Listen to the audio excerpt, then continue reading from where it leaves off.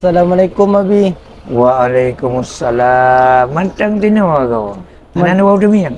Luntung berkat le Abi bak balik perjuangan per tu memang peloton. Dan lu wak kedih Abi. Ya, tu berkali. Ya betul ya. Jadi pernah ada mana? Nah dun mayang na foto Abi. Ya. Apa karya dong kadang bak media 3 dah tu mana le Abi. Kun kau APA kafe. Kadang dia abaron. Dan na video bak lu Nabi. Nya na Abi kalon. Hantin. Mana? PA. Kerja kan? Kafe yang perlu sokong. Di mana pak? Belum sokong PA. Belum menang PA.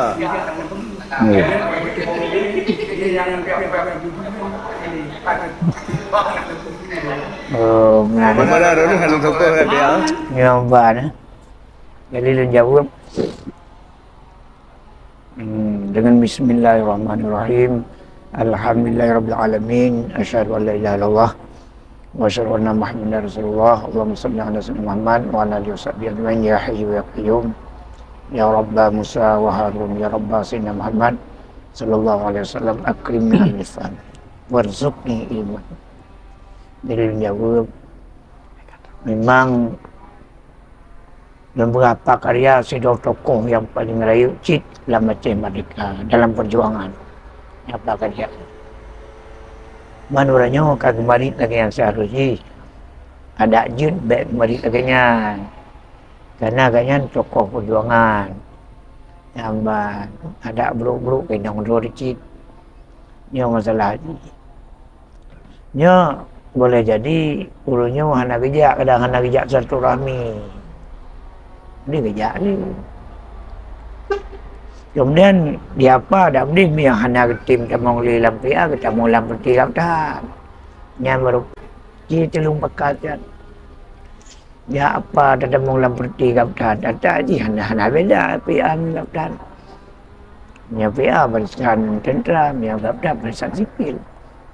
Yang lagi pekat apa nyo bahaya ji nyo dalam perjuangan.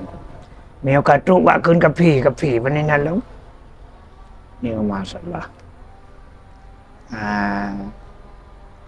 Masalah ji. Ada tamu tahu yang masalah. Seharusnya para tokoh ni bak barisan perjuangan mutoli, rut. Nah, beda lagi lu dia tanya. Dia wah kita go dia kena singki lagi dia kan naruli. Nah, biar apa dia kita dengar. Di gubernur kemah dia dengar bukan partai kemah gero. Mengenai orang lainnya anak tu kan sayang yang salah ni. Yang benar.